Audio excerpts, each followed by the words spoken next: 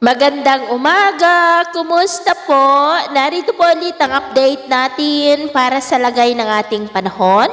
Ngayong umaga po ng August 12, 2026. Sa ngayon po ay wala naman tayong binabantayan na sama ng panahon dito po sa loob ng Philippine Area of Responsibility.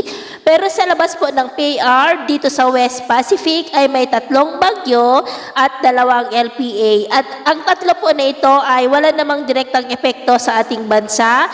Pero ang bagong LPA na nabuo na tinawag po na Invest 91W ay nakakahatak po ng habagat. LPA naman na 90W na nasa malayong silangan about 4,380 km east ng Mindanao.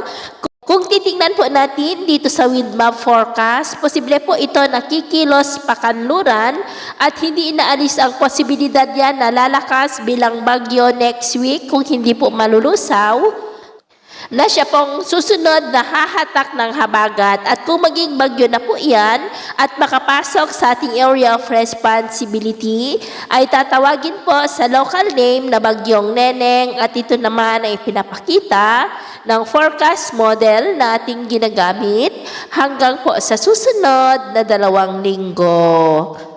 At sa lagay naman po ng ating panahon ngayong madaling araw dahil sa habagat ay may mga isolated rain sa may coastal areas ng Pangasinan, Zambales, Bataan, Mindoro, Northern Palawan at Sipalay. At mamaya po ay sisikat naman ang araw sa malaking bahagi ng bansa pero dahil pa rin sa habagat ay asahan ang maulap na kalangitan na minsan po ay may mga pulo-pulo na mga pag-uulan sa ilang bahagi po ng Pangasinan, Zambales, Bataan, ilang bahagi lamang ng Tarlac, Pampanga, Bulacan, Metro Manila, Cavite, Mindoro, northern part ng Palawan at Antique. At mamayang hapon po, mas maraming lugar ulit ang makakaranas ng mas maulap na kalangitan with isolated rains, lalo na po dito sa Luzon, particular na sa Kanluran, kaya mag-ingat po tayo sa mga banta pa rin ng mga pagbaha at pagguho ng lupa.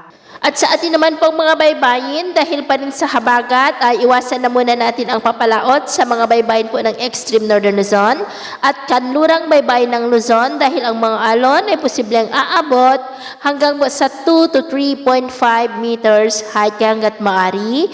Ay iwasan na po muna natin ang papalaot dyan sa mga may kulay pula para mas makaiwas sa mga sakunang pangkaragatan. So yun po ang latest update natin sa araw na ito. At ako po muli si James na nagsasabing sa kahit na ng pagsubok po na darating sa ating buhay, wag po tayong mawawalan ng pag-asa. Thank you and God bless!